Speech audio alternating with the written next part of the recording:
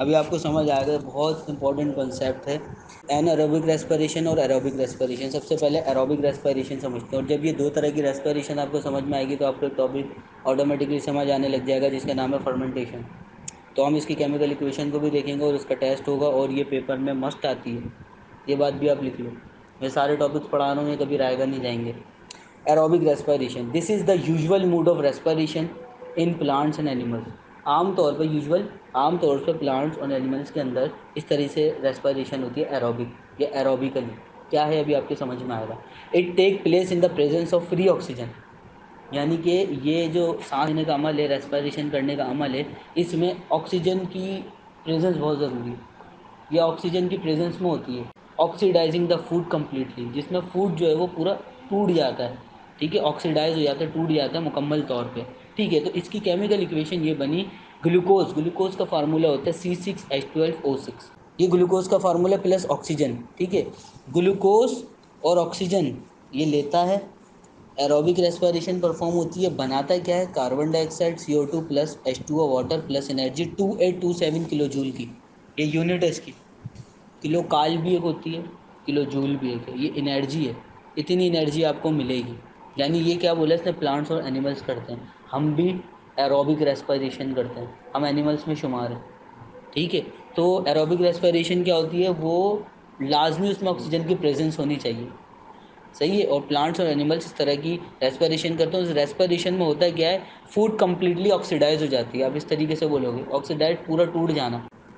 अब आ जाते हैं एनारोबिक रेस्पिरेशन, यानी कि एनारोबिक है, इसका मतलब इसमें फ्री ऑक्सीजन की ज़रूरत नहीं है, ठीक है। Anaerobic respiration also called fermentation take place in some bacteria. Take place ये होता कहाँ है, बैक्टीरिया में, फंजाई में, लोग इसको पढ़ते थे फंजी या फंगी, फंजाई, फंजाई, ठीक है। एंड एंडोपैरासाइट्स, एंडोपैरासाइट्स में आपको बता चुका हूँ वो अंदर होते हैं, ठीक है। तो it take place in the absence of free oxygen, hence the food is oxidise partially, completely मुकम्मल तौर पर, पार्शियली हाफ, आधा, partially releasing a small amount of energy only 5% to 10% as compared to the aerobic respiration.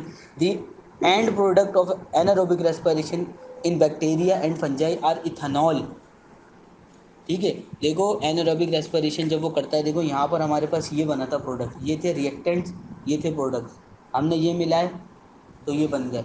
अब anaerobic respiration में जब हम ये इन the absence of oxygen जब होता है तो बनता क्या है, इथेनॉल बनता है। एनारोबिक रेस्पिरेशन में प्रोडक्ट क्या होता है, इथेनॉल, उसको कहते हैं ब्रैकेट में लिखा है इथाइल अल्कोहल, बोलो ethyl alcohol, ethanol ethyl alcohol, ठीक है, बड़ा अच्छा नाम है। एंड कार्बन डाइऑक्साइड ये बनता है। वेयर इज, जबकि इन एनिमल्स, एनिमल्स में होती है एरोबिक रेस्पिरेशन और प्लांट्स में लैक्टिक एसिड बनता है as a product. Aerobic respiration में ग्लूकोज और ऑक्सीजन मिला तो आपके पास प्रोडक्ट क्या आया, carbon dioxide plus water plus energy, उसको कहेंगे lactic acid, lactic acid produce करता है, ठीक है। और एनारोबिक रेस्पिरेशन के अंदर आपके पास क्या आया, ग्लूकोज है, एनारोबिक रेस्पिरेशन है, ethanol plus carbon dioxide plus energy 210 kilo joule की है। तो इसमें असल में बनता है क्या, एनारोबिक रेस्पिरेशन में बनता है इथेनॉल इथाइल अल्कोहल बनता है, ये एक केमिकल है, ये बनता है। अब इन बैक्टीरिया इन एनिमल्स, इसकी देख लेते हैं एनारोबिक रेस्पिरेशन की। ग्लूकोज एनारोबिक रेस्पिरेशन में इथेनॉल प्लस कार्बन डाइऑक्साइड और plus energy as a product बनी। फिर in animal glucose anaerobic respiration lactic acid plus energy 150 kilo joule. आप समझे बात। एनारोबिक रेस्पिरेशन जब होगी बैक्टीरिया में तो प्रोडक्ट बनेगा इथेनॉल इथाइल अल्कोहल, और एनारोबिक की रेस्पिरेशन एनिमल में होगी, बैक्टीरिया में नहीं होगी, एनिमल में ही होगी, तो लैक्टिक एसिड बनेगा, जो कि दोनों ही खतरनाक है बॉडी के लिए।